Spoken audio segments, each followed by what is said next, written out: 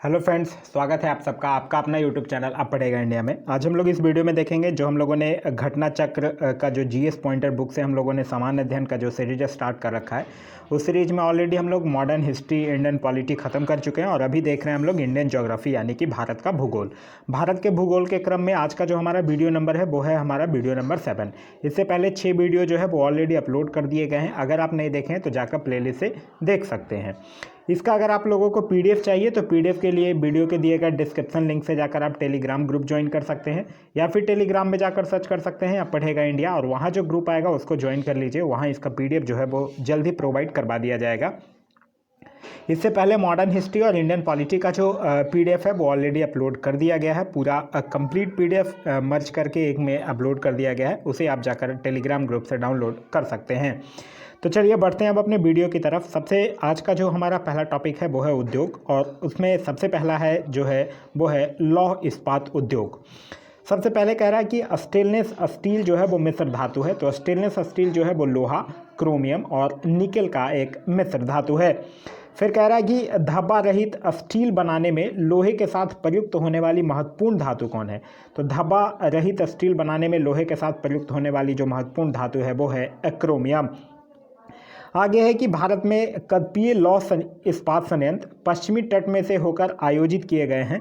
उस उद्योग के ऐसे स्थित्यांतरण का प्रमुख कारण क्या है। तो इसका प्रमुख कारण यह है कि गोवा एवं मध्य प्रदेश के कुछ भागों में उत्तम श्रेणी के लौह निक्षेपों का मिलना तथा इस क्षेत्र से इस्पात निर्यात की तुलनात्मक सुविधा। फिर कह रहा है कि भारत में इस्पात उत्पादन उद्योग को आयात की अपेक्षा होती है। तो भारत में इस्पात उत्पादन उद्योग को आयात की अपेक्षा होती है कोककारी कोकिंग कोयला के। फिर कह रहा है टिस्को जो कि जमशेदपुर में है, वीएसएल भद्रावती, एचएसएल दुर्गापुर और एचएसएल भिलाई में से कोयले की स्थानीय आपूर्ति यानी कि लोकल सप्लाई उपलब्ध नहीं है। तो लोकल सप्लाई वीएसएल भद्रावती को लोकल सप्लाई जो है वो उपलब्ध नहीं है। आगे कह रहा है कि टिस्को संयंत्र जो है वो स्थित है। तो टिस्को जो है वो टाटानगर के नज़दीक झारखंड में स्थित है। आगे है कि राउरकेला इस्पात संयंत्र स्थापित किया गया था। तो राउरकेला इस्पात संयंत्र जो है वो जर्मनी के सहयोग से स्थापित किया गया था। फिर कह रहा है कि भिलाई स्टील प्लांट जो है वो संयुक्त उपक्रम है। तो भिलाई स्टील प्लांट जो है वो रूस और भारत सरकार का एक संयुक्त उपक्रम है। आगे है कि चाय, जूट, लौह एवं इस्पात तथा चीनी उद्योग में से वह उद्योग जो भारत के लिए सबसे अधिक विदेशी मुद्रा कमाता है। तो भारत के लिए सबसे अधिक विदेशी मुद्रा जो कमाता है वो चीनी तथा सीरा उद्योग जो है वो कमाता है। आगे कह रहा है कि सही सुमेलन है। भिलाई की अगर बात कीजिएगा तो छत्तीसगढ़ के साथ, दुर्गापुर पश्चिम बंगाल, जमशेदपुर झारखंड और राउरकेला जो है वो उड़ीसा में स्थित है। आगे कह रहा है कि जमशेदपुर, भद्रावती, दुर्गापुर एवं बोकारो में से कौन सा लोहा इस्पात संयंत्र जो है वो लौहयस्क और कोयला क्षेत्र पर न होकर दोनों के लगभग मध्य में स्थित है। तो वो है भद्रावती। फिर कह रहा है राउरकेला इस्पात संयंत्र को लौहयस्क की आपूर्ति होती है। तो राउरकेला इस्पात संयंत्र को लौहयस्क की आपूर्ति जो होती है वो क्वेंचर से होती है। फिर कह रहा है भारत में इस्पात कारखानाओं का वह समूह जो स्वतंत्रता के पश्चात यानी कि द्वितीय पंचवर्षीय योजना में बनाए गए थे। तो भिलाई, दुर्गापुर तथा राउरकेला ये सब जो इस्पात कारखाना है वो द्वितीय पंचवर्षीय योजना में बनाया गया था। आगे कुछ क्वेश्चंस जो हैं वो एल्युमिनियम उद्योग से दिए गए हैं। कह रहा है छत्तीसगढ़ में कोरबा का महत्व है। तो छत्तीसगढ़ में कोरबा का महत्व जो है वो एल्युमिनियम उद्योग के कारण है। फिर आगे है कि टेल्को कंपनी जो है वो संबंधित है। तो टेल्को कंपनी जो है वो ऑटोमोबाइल से संबंधित है। आगे है एक साइड कंपनियों के नाम दिए गए हैं और दूसरे साइड उसकी अवस्थिति दी गई है। बाल्को कंपनी जो है वो कोरबा छत्तीसगढ़ में स्थित है। हिंडाल्को जो है वो पिपरी रेणुकूट उत्तर प्रदेश में स्थित है। नाल्को जो है वो भुवनेश्वर उड़ीसा में स्थित है। HCL जो है वो क्षेत्रीय राजस्थान में स्थित है। इंडियन एल्युमिनियम जो है वो हीराकुंड उड़ीसा में स्थित है और नेशनल एल्युमिनियम जो है वो कोरापुट उड़ीसा में स्थित है। आगे फिर कह रहा सही सुमेलन है। एक साइड एल्युमिनियम संयंत्र के नाम दिए गए हैं और दूसरे साइड राज्यों के नाम दिए गए हैं। अलुपुरम की अगर बात कीजिएगा तो यह केरल में स्थित है। अगुल की अगर बात कीजिएगा तो उड़ीसा में स्थित है। बेलगांव की अगर बात कीजिएगा तो कर्नाटक में स्थित है और कोरबा की अगर बात करते हैं तो यह छत्तीसगढ़ में स्थित है। आगे कह रहा है कि तारापुर, टीटागढ़, रांची और खेतड़ी में से कहाँ तांबा उद्योग स्थापित है। तो तारापुर, टीटागढ़, रांची और खेतड़ी में से तांबा उद्योग जो है वो खेतड़ी राजस्थान में स्थापित है। फिर कुछ विविध दिए गए हैं उद्योग से। कह रहा है भारत का प्रथम कृत्रिम रबर संयंत्र जो है वो लगाया गया है। तो भारत का प्रथम कृत्रिम रबर संयंत्र जो है वो पानीपत हरियाणा में लगाया गया है। फिर कह रहा है सही सुमेलित है। एक साइड केंद्र के नाम दिए गए हैं और दूसरे साइड उद्योगों के नाम दिए गए हैं। तो काकीनाडा जूट से संबंधित है, विरुधनगर जो है वो सूती वस्त्र से संबंधित है, चन्नापटना जो है वो रेशम से संबंधित है और भदोही जो है वो कालीन से संबंधित है। आगे कह रहा है सही सुमेलित है। एक साइड भारी इंजीनियरिंग उद्योग की अगर बात कीजिएगा तो यह रांची के साथ मैच करेगा, मशीन औजार की बात कीजिएगा तो पिंजौर के साथ मैच करेगा, एल्युमिनियम जो है वो रेणुकूट के साथ मैच करेगा और उर्वरक जो है वो सिंदरी के साथ मैच करेगा। फिर कह रहा है कि सही कथन है ड्रेंजिंग कॉरपोरेशन ऑफ इंडिया का मुख्य कार्यालय जो है वो विशाखापट्टनम में है, बिल्कुल सही है। और नारमा पहाड़ खान भारतीय यूरेनियम निगम लिमिटेड द्वारा संचालित की जाती है, ये भी बिल्कुल जो है वो सही है। आगे कह रहा है सही सुमेलित है। एक साइड हस्तशिल्प केंद्र के नाम दिए गए हैं और दूसरे साइड राज्य के नाम दिए गए हैं।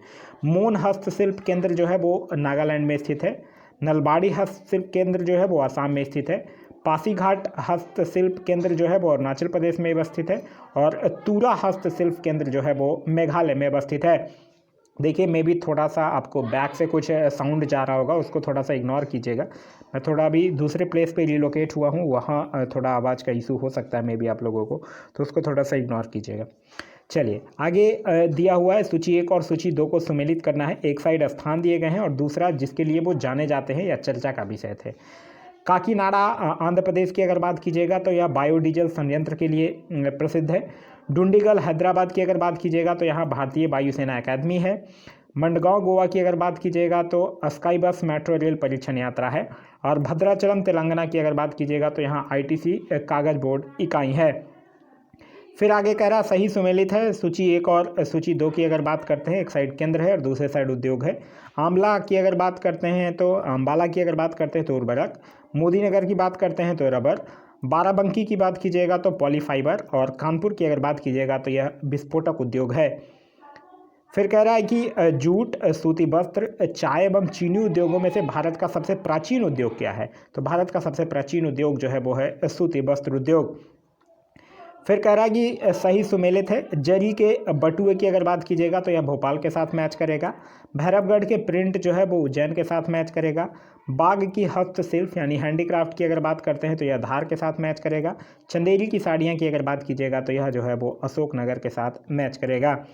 फिर कह रहा है मसूरिया साड़ी का संबंध है, तो मसूरिया साड़ी का संबंध जो है वो राजस्थान के कोटा जिले से है।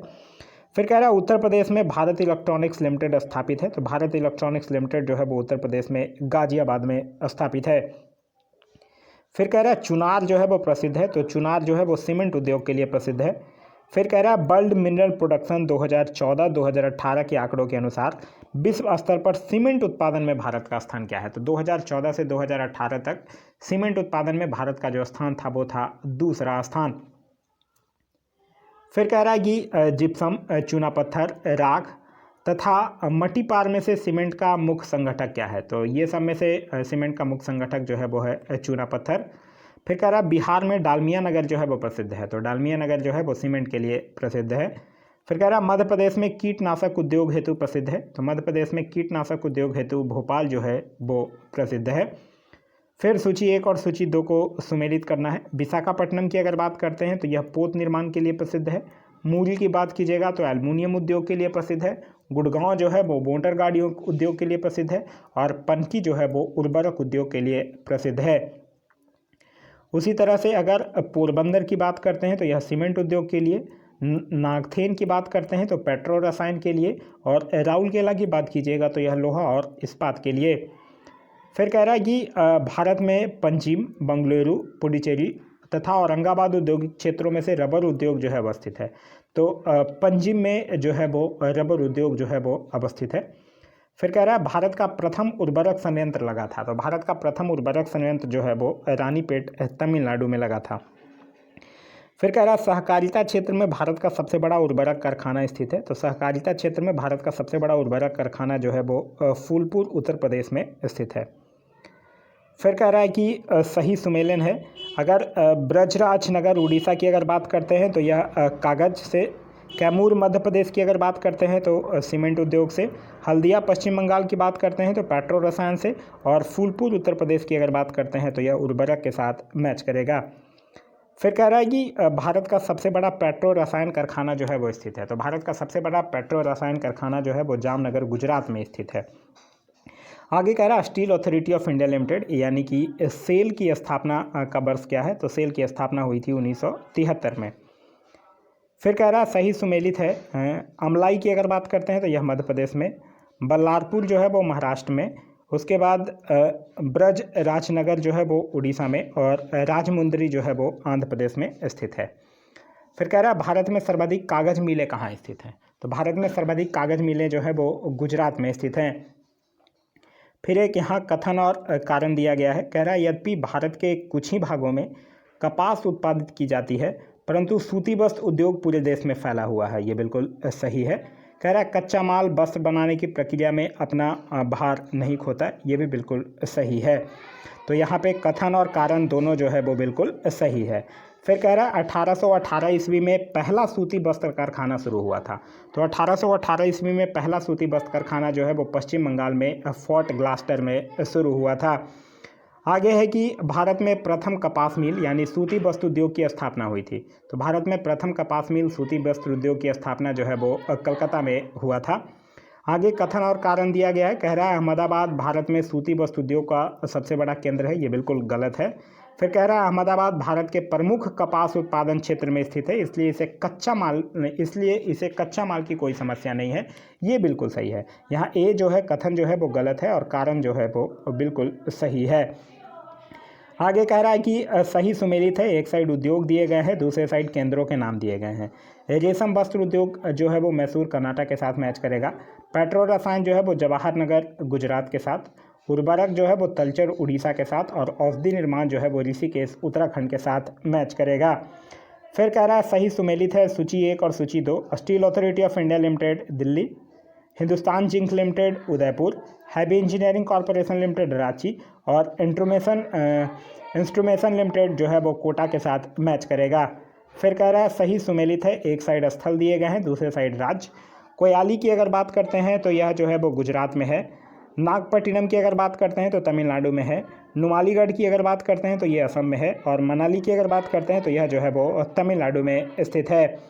फिर कह रहा है कि सही सुमेलित है। एक साइड स्थान है, दूसरे साइड राज्य दिए गए हैं। मूरी की अगर बात कीजिएगा तो मूरी झारखंड में है। अलबाई की अगर बात कीजिएगा तो यह केरल में है। धर्मापुरी की बात कीजिएगा तो तमिलनाडु में है। और कोयाली की बात कीजिएगा तो यह जो है वो गुजरात में स्थित है। फिर एक साइड औद्योगिक इकाई के नाम दिए गए हैं और दूसरे साइड केंद्र दिए गए हैं। एटलस जो साइकिल कंपनी लिमिटेड है, अब तो यह बंद हो गई है। एटलस साइकिल कंपनी लिमिटेड जो है वो सोनीपत में है। भारत अर्थ मूवर्स लिमिटेड जो है वो बेंगलुरु में है।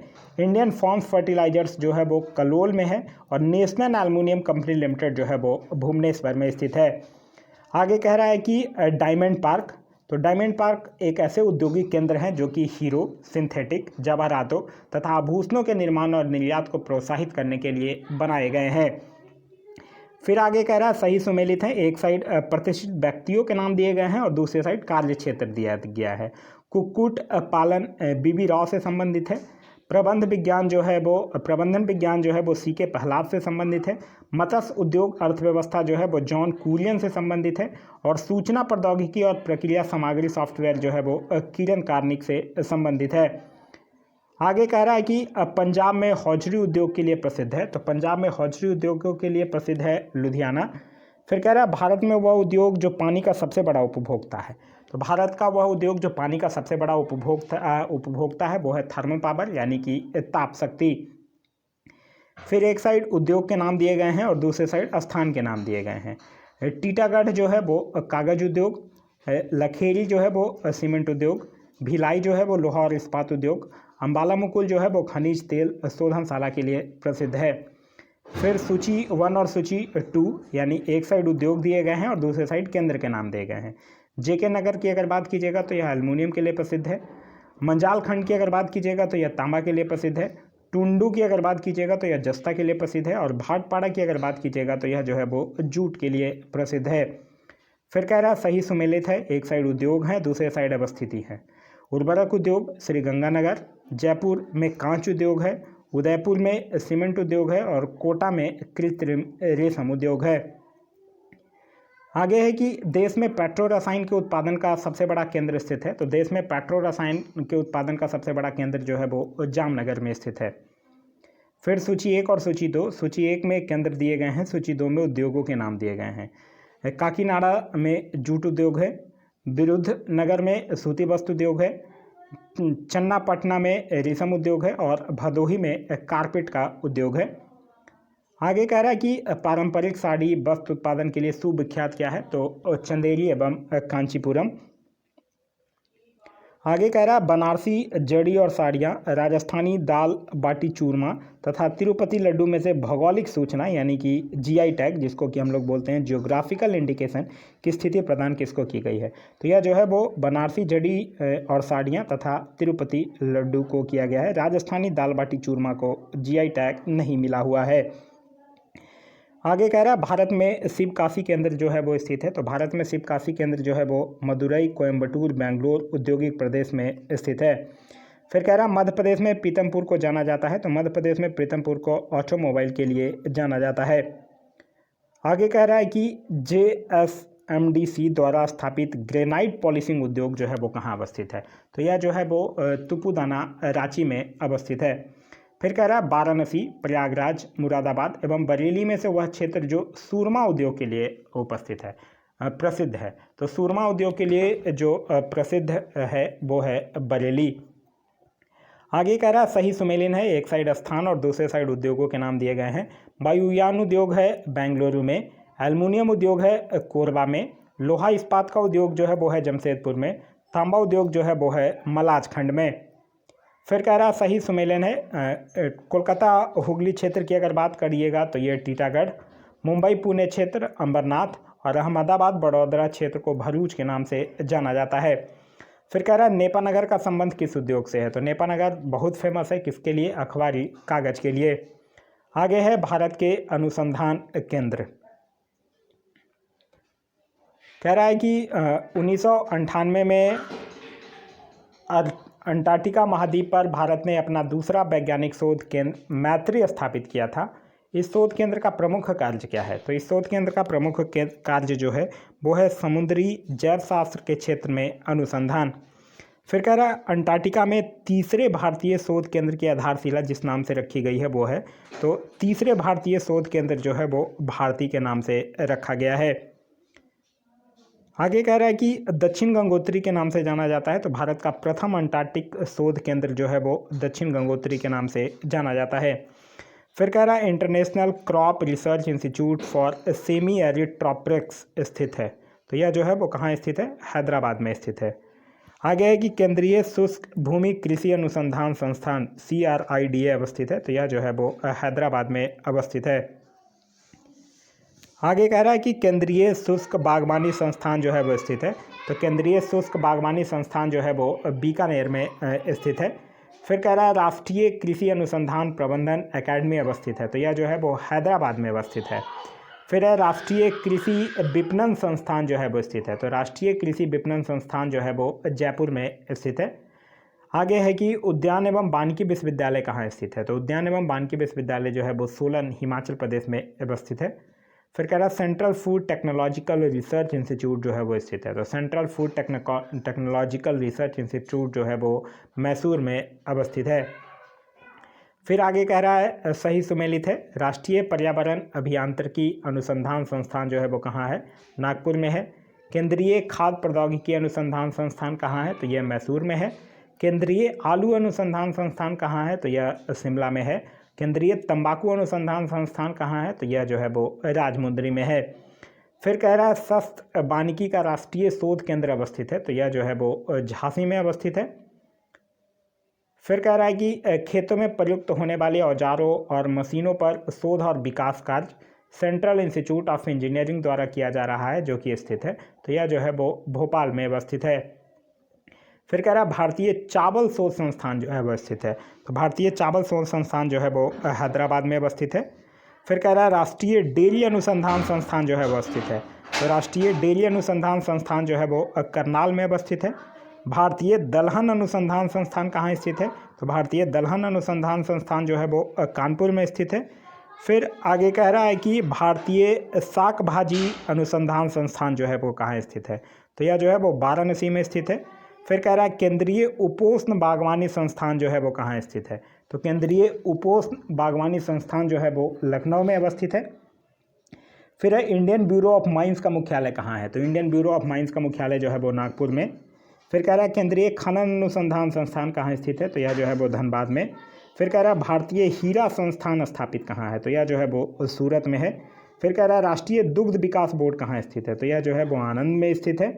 फिर कह रहा है भारतीय घास एवं चारा अनुसंधान संस्थान कहाँ स्थित है? तो यह जो है वो झांसी में स्थित है। फिर कह रहा है सही सुमेलित है, एक साइड संस्था है, दूसरे साइड स्थान है। तो राष्ट्रीय संक्रा संस्थान जो है वो कहाँ स्थित है? कानपुर में। मिश्र धातु निगम लिमिटेड जो है वो हैदराबाद में स्थित है। सैन विधि संस्थान जो है वो कामठी में स्थित है। राष्ट्रीय अखंडता संस्थान जो है वो पुणे में स्थित है। फिर कह रहा है भारतीय गन्ना अनुसंधान संस्थान कहाँ स्थित है? तो भारतीय गन्ना अनुसंधान संस्थान जो है वो लखनऊ में स्थित है। फिर है कि केंद्रीय धान अनुसंधान संस्थान कहाँ स्थित है? तो केंद्रीय धान अनुसंधान संस्थान जो है वो कटक में स्थित है। खेती प्रणाली अनुसंधान निदेशालय कहाँ स्थित है? तो यह मेरठ में है। भारतीय मृदा विज्ञान संस्थान कहाँ है? तो यह भोपाल में है। शस्त्र बानिकी का राष्ट्रीय शोध केंद्र जो है वो कहाँ स्थित है? तो यह जो है वो झांसी में स्थित है। फिर कह रहा है कि राष्ट्रीय एटलस और थीमेटिक मानचित्र संगठन जो है वो कहाँ स्थित है? तो राष्ट्रीय एटलस और थीमेटिक मानचित्र संगठन जो है वो कोलकाता में स्थित है। कह रहा है भारत में नेचुरल हिस्ट्री का राष्ट्रीय संग्रहालय स्थापित है। तो भारत में नेचुरल हिस्ट्री का राष्ट्रीय संग्रहालय जो है वो नई दिल्ली, मैसूरू, भोपाल, सवाई माधोपुर और भुवनेश्वर में स्थापित है।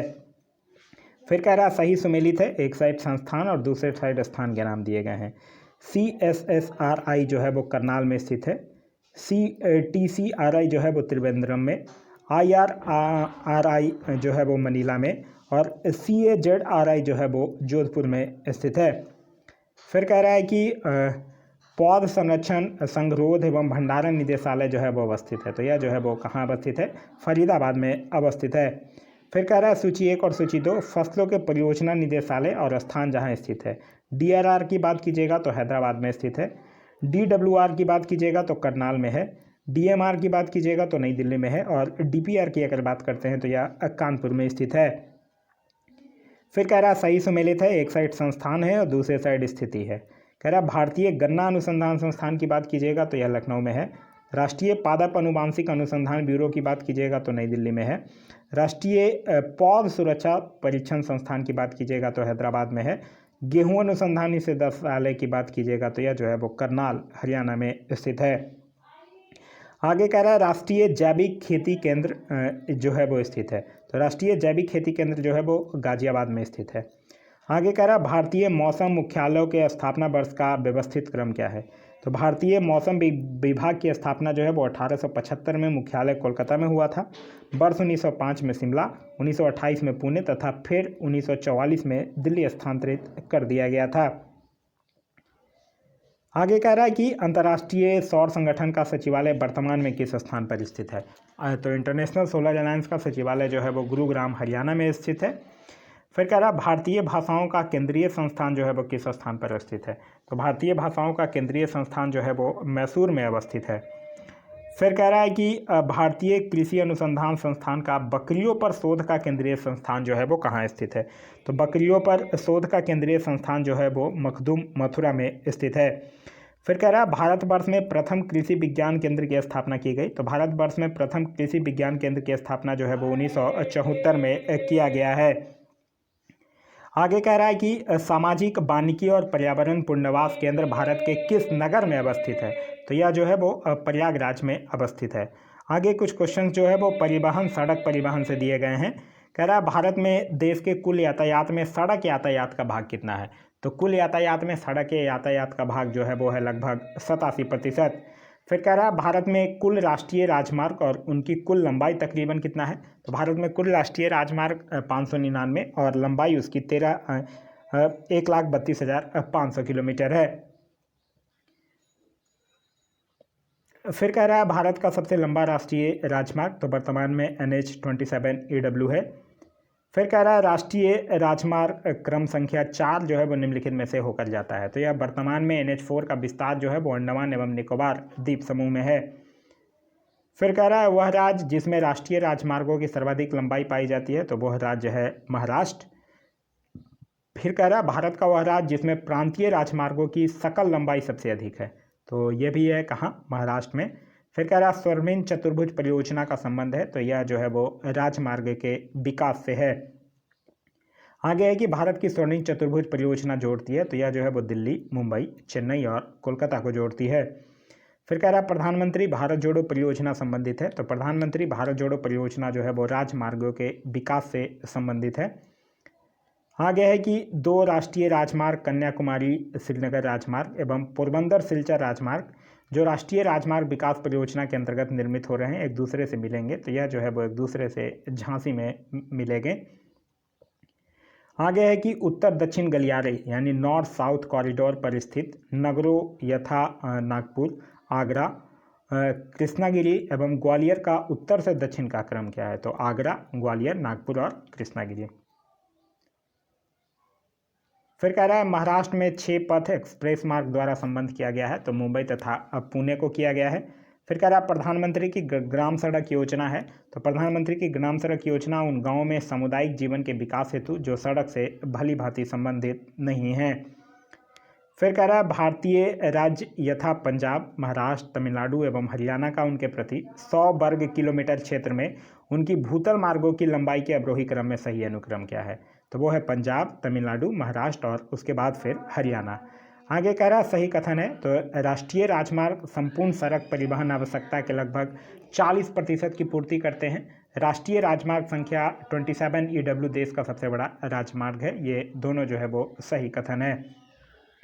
फिर कह रहा है भारत का 40% सड़क परिवहन होता है, तो यह जो है वो राष्ट्रीय राजमार्ग से होता है। फिर कह रहा है राष्ट्रीय राजमार्ग परियोजना के संबंध में सही कथन है, यह जो है वो दिल्ली, मुंबई, कोलकाता और चेन्नई को जोड़ता है, बिल्कुल सही है। इसकी कुल लंबाई 5846 किलोमीटर है, बिल्कुल सही है।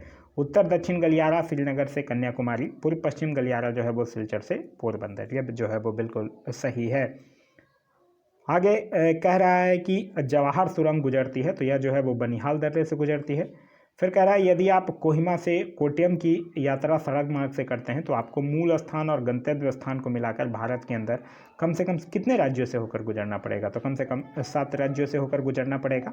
फिर कह रहा है इंदौर से जयपुर को जोड़ने वाले राष्ट्रीय राजमार्ग का संशोधित नंबर है, तो वो है 52। तो यह था हमारा आज का वीडियो। आज का वीडियो आप लोगों को कैसा लगा कमेंट करके ज़रूर बताइएगा। साथ ही साथ इस वीडियो से कुछ सीखने के लिए मिला तो एक लाइक ज़रूर कर दीजिएगा। वीडियो पसंद आ रहा है तो अपने दोस्तों के साथ शेयर करना ना भूलें। अभी तक आप इस चैनल पर नए हैं या चैनल को सब्सक्राइब नहीं किए हैं तो चैनल को सब्सक्राइब कर लीजिए और साथ ही साथ बेल आइकन दबा लीजिए ताकि हमारे सारे वीडियो के नोटिफिकेशन जो है वो आपको मिलते रहें। इसका PDF भी जो है वो जल्द ही मर्ज करके पूरे ज्योग्राफी, इंडियन ज्योग्राफी का जल्द ही प्रोवाइड करवा दिया जाएगा। इससे पहले मॉडर्न हिस्ट्री और इंडियन पॉलिटी का PDF जो है वो ऑलरेडी अपलोड करवा दिया गया है। PDF के लिए आप वीडियो के दिए गए डिस्क्रिप्शन लिंक से जाकर टेलीग्राम ग्रुप ज्वाइन कर सकते हैं या फिर टेलीग्राम में जाकर सर्च कीजिए आप पढ़ेगा इंडिया, वहाँ जो ग्रुप आएगा उसको ज्वाइन कर लीजिए। वहाँ इसका PDF जो है वो जल्दी प्रोवाइड करवा दिया जाएगा। थोड़ा सा बैक में मे भी कुछ साउंड आप लोगों को आ रहा होगा जो मे भी आप लोगों को डिस्टर्बेंस का कारण बन सकता है, उसके लिए वंस अगेन सॉरी। थोड़ा सा मैं कोशिश करूँगा कि आगे वाले वीडियोज़ में आप लोगों को कम साउंड देखने के लिए मिले। Thanks for watching.